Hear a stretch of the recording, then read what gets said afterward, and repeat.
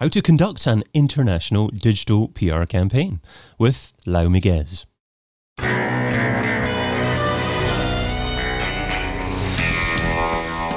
The In Search SEO Podcast is brought to you by Similarweb, helping you build better SEO strategies with digital intelligence, insights, and data.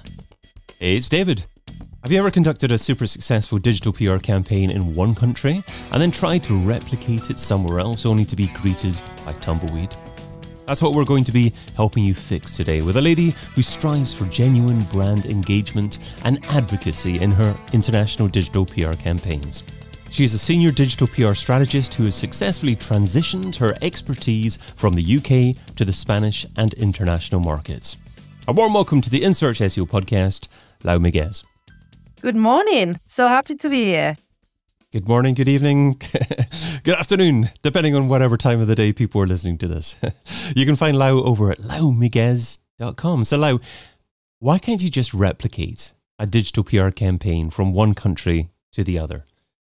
Yeah, I just think there's a lot of different things that play parts when you're doing a campaign for different countries. And I've seen it, for me right now, it's so obvious when brands kind of get piece of content and they just translate it as it is for different markets. And it's just when I'm reading it, for example, when there's an UK campaign and they translate it and they send it to me to read, there's nothing there that resonates with me and nothing that makes me want to read that piece of content or that I find really interesting or engaging. So I think we need to consider that when we are doing campaigns for different markets, the culture, the audience and the media landscape is completely different. And I think that's something that we are constantly overlooking. I think that one of the things that I've realized is that, again, that translation is still a thing. When I think we should be translating the content, we should be considering all those differences in the people, in the publications and in the cultures and infusing that into the message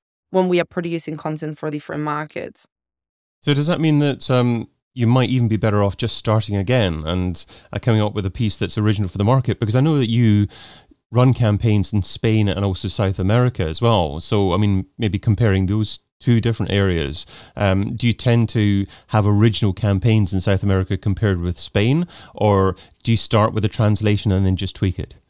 I think it really depends on the nature of the campaign, right? If we are doing a campaign, for example, around the best cities in Spain to do something, obviously we can't just go with that campaign and outreach it in Latin America because it's just not relevant for them. We can take the idea, however, and again, kind of producing a different content for that specific country. If it's a kind of general campaign that we can outreach to different countries, we don't need to do a different campaign. I think we just need to, if we are producing the content and, for example, imagine that you're trying to make a pun or you're trying to give an example or something relatable in the content, just leverage local experts and freelancers to have a look at that content, make sure it actually resonates with people that is reading it in the country. And also, I think it's really important to not be tone deaf.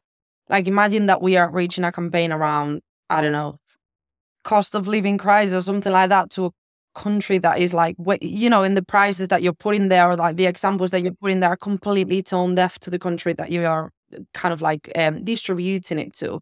I think it could even have a backlash that you don't want to have and potentially offending journalists and, closing that doors for that brand in the future. So I just think it's really important to do a lot of research that I don't think that, some agencies or brands are doing at the minute, because I keep seeing huge mistakes when it comes to content that is produced for different markets.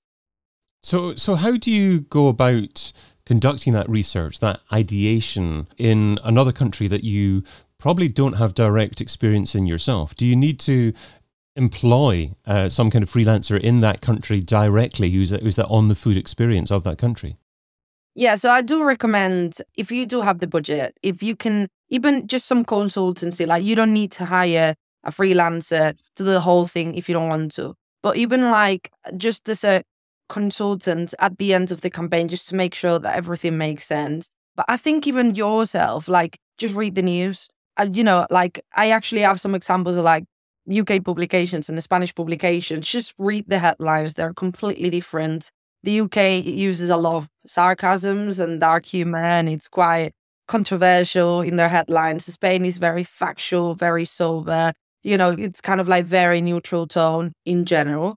There's some newspapers that are actually quite similar to the UK, but I'm talking about the average national in the UK and in Spain. Just compare them. Just look at like, I don't know, worldwide event that every single newspaper is covering, like, I don't know, Kate Middleton supposed disappearance, and just have a look at how they are talking about it. And I feel you'll get a feel of like their tone of voice, how do they kind of like treat certain topics, do they use sensationalism or sobriety, just to get a feel of what the publications are like. But also, I just feel like it will give you an idea of what the audience is interested in. So it will let you know if that campaign could be potentially interesting for that country or not. Because there's some, we've done campaigns for the UK that we outreached in Spain and they work well, but then we outreached in Germany and they were absolutely like, it was like, honestly, not only backlash, but also like journalists just being like, we don't like this content, this doesn't make sense, things like that. So what didn't German journalists like about it? They are very picky about methodology. So, like in the UK, you can see a campaign and, we are saying like the most popular blah, blah, blah, and it's based on like search volume. Like German journalists will dig into that methodology and make sure that everything is factual and correct. Data needs to be like blind. Because I just feel like, in the UK, you can make a campaign that is a bit wishy-washy in terms of like data. If the campaign is not, if the actual topic is not hugely relevant, if it's something like, for example, I don't know, the happiest places, so it's like the methodology is a bit like there's not really something like really concrete there. If you send that to Germany, they'll probably be like, what, like, where are you taking this information from? So I think knowing all that will give you a competitive edge, because you know that if you're reaching a campaign to Germany, you will have to have a really good like data methodology. So you're saving yourself all that kind of like dealing with journalists that calling you things, basically. It's a great point. I mean, think about the tonality and, as you say, the type of article that tends to be successful that readers want to read in that particular country. And when you said happiest, actually, it made me think of superlatives, and even comparing English language countries. So looking at the States, generally the US is quite comfortable with allowing superlatives when it comes to describing your own product. So we are the best at this. But I was always taught when I worked in-house as a digital marketer that you can't get away with using superlatives, unless it's absolutely factually correct and proven in some way. But it doesn't seem to be the matter so much in the States. Yeah. And the same happens with like, I see here like Aldi price match, and like brands compare themselves to other brands in like ads and all that. That in Spain is absolutely not a thing. Like a brand doesn't talk about other brands at all. So, those kind of things. I'm not saying that you need to know all the ins and outs, but I'm just saying, just read. Like I genuinely don't think sometimes I've seen people outreaching campaigns to countries they've never read the news in, ever. They've never touched a publication in the country at all. And I just feel like that's so, it would really scare me to do that. Like I need to do at least some research before I actually go out to the country. And also just make sure that you know the language a little bit. Like it's not, don't just put it on like ChatGPT or like DeepL, because it's so obvious when the content has been translated by a robot. It's very robotic. It sounds awful. So I think stay away from that as well. And as I said, it's not about translating, it's about transcreating. So if you do need to change the message a little bit, make sure that it actually resonates with that particular audience or like journalists. It's fine to do it. That doesn't mean that you need to change the whole content. There'll be sort of parts that are relevant, but just make sure that, the rest of the content is relevant to the country that you're sending it to. Brilliant. Okay, so that's the research, that's the ideation, it's the transcreation it's the tonality of the piece as well. What about the distribution? How does that differ between countries? How does the way that you reach out to journalists and get your content seen by potential publishers change? I think in terms of like how do you kind of outreach, like in the UK, you won't outreach to one publication the same way that another. So for example, like one niche might be very keen on like caps or things like that, whereas other will be kind of like more sober, as I said. So I think it's not as much how you're reach. How you're reach, again, is very much down to how the journalist or the publication talks. So it's like if you can imitate in a way how they write headlines, and I'm not saying each individual because that'd be impossible, but in a way, if you're going out to nationals, learning a bit of how nationals like craft their headlines and try to replicate that a little bit. I think that the key thing is just being aware of the media landscape, right? So I'm outreaching to Mexico at the minute. The opening rates are absolutely dreadful. Like, it's really difficult to get through a journalist, and they never link, ever. Like, there's never a link that just comes straight away. You need to follow. I keep telling this story. A journalist gave me a link the other day. He literally said to me, "You owe me a coffee." So that's how much they consider that we don't deserve links. It's just a present from them. In Spain, it's a bit in between that and the UK. So it's you still kind of have, but if you have a really good landing page with like really good content, they are quite keen on like giving you a link. In the UK, they give you a link just because they understand the dynamics of digital PR very different. So I think it's just understanding where they are at in terms of like digital PR. Some countries will consider that you have to pay for a link if you want it, like Spain. Mexico, you might owe the journalist a coffee. So I think it's just more the dynamics when it comes to, the expectations. In some countries, the expectations will have to be a little bit lower than in other countries. Like Netherlands has, I think, like 200 digital newspapers. I might be saying this wrong, but like very low number of digital newspapers. So obviously, if you're outreaching a store in the Netherlands, you're never going to be able to get 100 links. It's just the expectations need to be different. Like in the UK, there's way, way more. Knowing that is what I'd recommend before you start your outreach, to manage your expectations, making sure you don't get frustrated when things don't go the way you're used to it, for example, in the UK. And is there any particular trend in the style of articles that journalists are preferring at the moment? I'd say that in Spain is data campaigns. They are working really well. And I think that if you're making a campaign, that the data can be turned into different stories. So like, obviously you've got different kind of like sections that are like mini campaigns. I think that increases the opportunities of getting covered like way more. Another thing that I forgot to mention as well about other countries is that traditional media is still very much a thing. So even though it might be a bit more difficult to get link, it's way easier that organically you end up in like a printed newspaper or getting a radio interview or even featured on TV.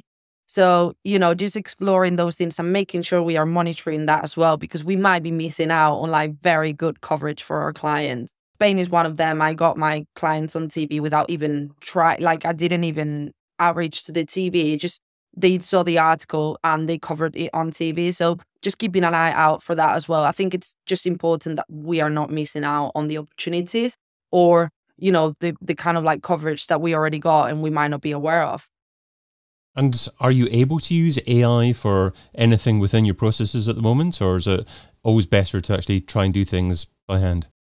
I think that AI can simplify a little bit the process. We can't just ask AI, like, how does Mexican journalists work or like Spanish journal, because it won't know. But I think, using AI to be like, give me the, 10 top headlines in the last 10 days on national newspapers in Spain, that might be a way of using AI to help you with your research, or like, what are the kind of like key things, because the thing I always say when people say the interview with different markets is forget what you think you know about the country, because you're probably wrong. You're probably based on stereotypes. Like, I thought English people never swear. Before I came to the UK, that's what I thought about English people. They were very polite and they would never swear. There's certainly, I don't do that at all. And I'm in Spanish. So I think it's just forgetting that and just, kind of like doing your research. But if you can ask AI, it's just like, what is going on in Chile or in Spain lately, and it can search the web. That would be like a way of simplifying things. But everything else I kind of do it by hand, especially at first. Like, you don't have to do it every time. I'm just saying, before you're actually exploring a country, it's just once, when you're starting distribution, just make sure that what, a little bit about the country. So even in your transcreation process, you wouldn't use AI to assist with that at all?